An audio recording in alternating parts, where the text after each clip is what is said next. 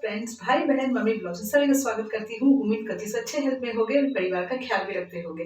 तो यहाँ ध्रुव आज फिर आया है गुनगुन से मिलने और वो गुनगुन को बोल रहा है कि अब भी वक्त है, मेरे साथ रहना चालू कर दो। मैं तुम्हारे साथ तुम्हारे बच्चे को भी अपनाने के लिए रेडी हूँ और जो मैंने गलती कर दिया उसके लिए मुझे माफ करो। अब मैं तुमको अपनाना चाहता हूँ तुम्हारे बच्चे के साथ, क्योंकि समर तुमको नहीं अपनाने वाला, उसको जो करना था वो कर दिया। और गुनगुन मैडम तो गुनगुन मैडम है। वो तो अपने आप में तो मुझे समर के पास ही रहना है, मैं समर को नहीं छोड़ सकती हूँ। मैं समर के पास ही रहूंगी, वो आज नहीं तो कल मान जाएगा। नहीं तो उसकी मम्मी तो है, वो मनवा लेगी। अरे गुनगुन, तुम अपनी मम्मी को नहीं जानती हो, मतलब समर की मम्मी को। उनको तो पहली बात कुछ पता नहीं रहता है, वो तो अपनी ही दुनिया में रहती हैं और फैसला करने आ जाती हैं। उनके भरोसे रहोगी ना तो तुम कहीं की नहीं रहोगी। अब दूसरी बात है, भगवान तुम्हारे ऐसे कर्म होते हुए भी तुमको दूसरी बार मौका दे रहा है कि अपने पति के पास जाओ। अगर वो बेवकूफ बन रहा है, वो अपने पैर में खुद ही कुल्हाड़ी मारने बार बार तुम्हारे पास चला आ रहा है, तो फिर तुम समर समर इतना क्यों कर रही हो? तुम भी जाओ, ध्रुव के साथ रहो।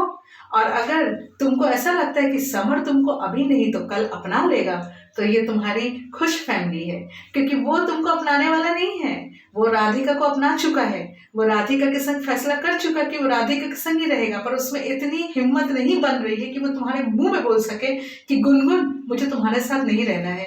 अब वो हिम्मत उसमें क्यों नहीं आ रही है? वो हो सकता है उनके तुम्हारे पापा के मार से डर रहा है, कि क्या पता तुम्हारे पापा से इतने पैसे खा लिए हैं कि वो चीज के इसमें दबाव में वो जाके तुमको नहीं कुछ बोल पा रहा है। कोई तो बात है, इसीलिए तुमको नहीं बोल पा रहा है। पर मैं तो तुमको बोलूंगी भाई, समर के भरोसे मत रहो, क्योंकि समर तुमको यूज जो करना था ना, कर लिया। अब उससे तुमसे कोई मतलब नहीं है। अब वो तुम्हारा खाली लालच नहीं लगाएगा कि ध्रुव मिलने आ रहा है, ध्रुव के संग तुम ये कर रही हो, तुम वो कर रही हो, फलान ढमकान। उसको तुमसे, तुम्हारे बच्चे से कोई मतलब नहीं है। तुमको डस्टबिन की तरह उसको यूज करना था, क्योंकि तुम दूसरी की बीवी बन गई थी। जब तक उसकी बीवी थी तब तक उसको कोई इंटरेस्ट नहीं हो रहा था। जैसे तुम ध्रुव से शादी कर ली, उसको बड़ा इंटरेस्ट होने लगा। अब वैसे ही हाल वो अब राधिका का कर रहा है। राधिका को भी मैं क्या बोलूंगी, उसके पास रह रही है, मगर राधिका से भी अभी वो कुछ होने वाला है नहीं। अगर राधिका किसी और से शादी कर ले, तब राधिका का भी खाता खुल जाएगा भाई। ये तो स्वाभाविक है, क्योंकि समर को जितना मैंने देखा है, समर को दूसरी बीवी में ज्यादा इंटरेस्ट है, अपनी बीवी में उतना नहीं।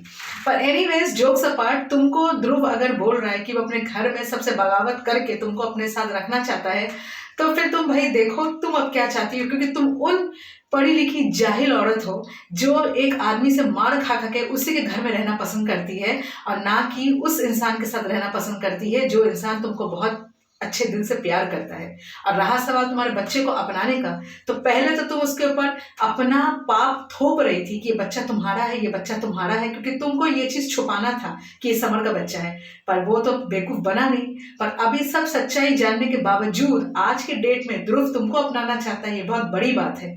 तो इसीलिए तुम देखो तुम क्या करोगी भाई। मुझे जितना तुमको समझाना तो मैंने तुमको समझाया। तुम अगर मेरा वीडियो देखो तो तुमको समझ में आएगा कि तुम अगर चाहो तो तुम ध्रुव के संग जाके रह सकती हो, क्योंकि ये अपॉर्चुनिटी तुमको दूसरी बार मिल रहा है, तीसरी बार अब शायद ही मिले। क्योंकि तुमको ध्रुव खुद ही बोल के चला गया कि अब मैं शायद ही आऊंगा, तुमको जो बोलना है तुम अपना बोलो, और तुम समय लो, समय लेके सोचो। तो देखिए क्या होता है।